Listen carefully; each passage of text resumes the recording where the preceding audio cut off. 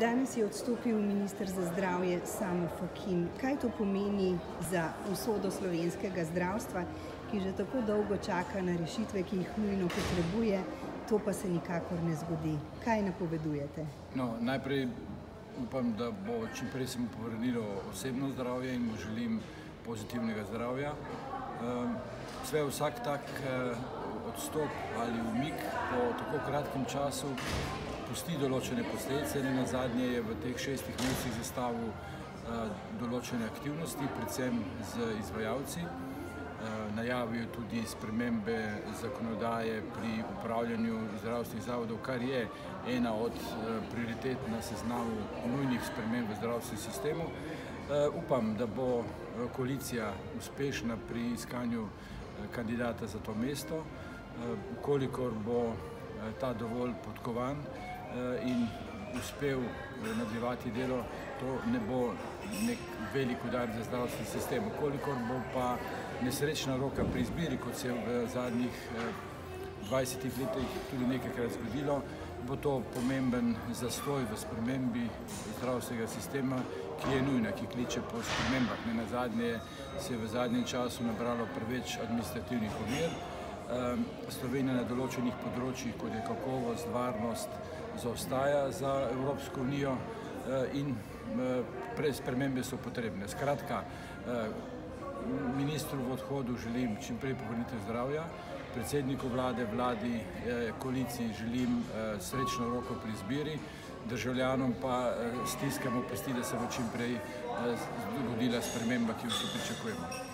Pa se vam zdi, da med vrhunskimi strokovnjaki, poznavalci sistema, pravzaprav sploh še obstaja interes, izziv, da bi se odločili za prevzetje takega mesta in za začetek urejanja razmer v zdravstvu? Tu bom malo igriv v odgovoru. Jaz mislim, da kandidatov, ki razmišljajo o tem, da bi lahko zasedli to mesto, je v Sloveniji zelo veliko. Presenečeni bi bili, če bi naredili vprašalnik, koliko bi se jih odločilo, koliko jih je pa podkovano izjemno malo. Koliko ima ta pogum, da nasedijo to mesto, še manj.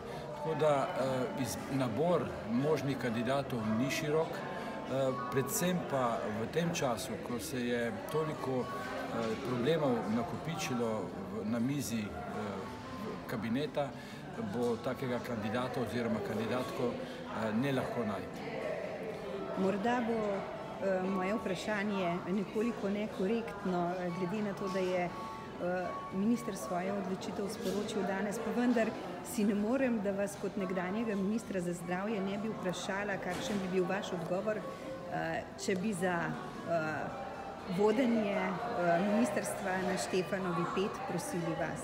No, odgovor je bil tak, kot je bil že 3-krat v zadnjih 5 letih, torej na tisto pozicijo se ne mislim vrniti.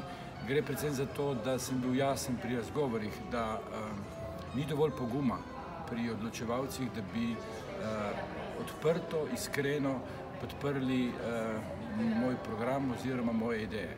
Tako da se vrtim v mednarodnem prostoru, kjer so pa mojim idejam, mojemu znanju zelo naklonjeni in rad z njimi delim Svetovno zdravstveno organizacijo, z nekaterimi vladami. Tako da pač sem eden od tistih Slovencev, ki pač ponuja svoje znanje in vedenje izven naših meja. Kaj pa to, da zdravstveni resor trenutno spet ostaja pod navednicami brez glave, pomeni za nadaljne delovanje našega zdravstva?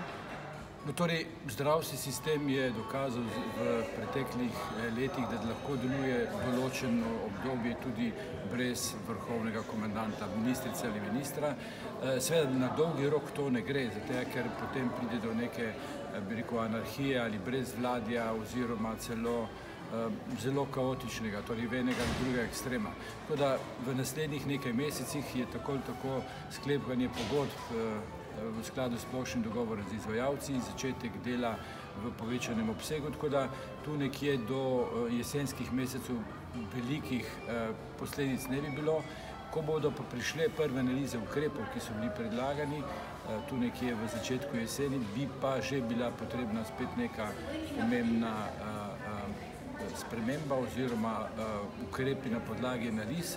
Sam ne verjamem, da se zdravstveni sistem mora spreminjati z korenitimi spremembami zakonov, ampak z popravki odklonov, ki se jih lahko zelo hitro ugotovi. Naprimer, pri nedopustno čakajočih bi verjetno z nekaj organizacijskimi ukrepi lahko stvar normalizirali. V vsakem primeru bomo imeli vse čakajoče. Pri kakovosti varnosti z nekaj dobrimi praksami upeljava v celotnem sistemu in tako naprej. Z malimi spremembami bi lahko dosegli pomembne preboje.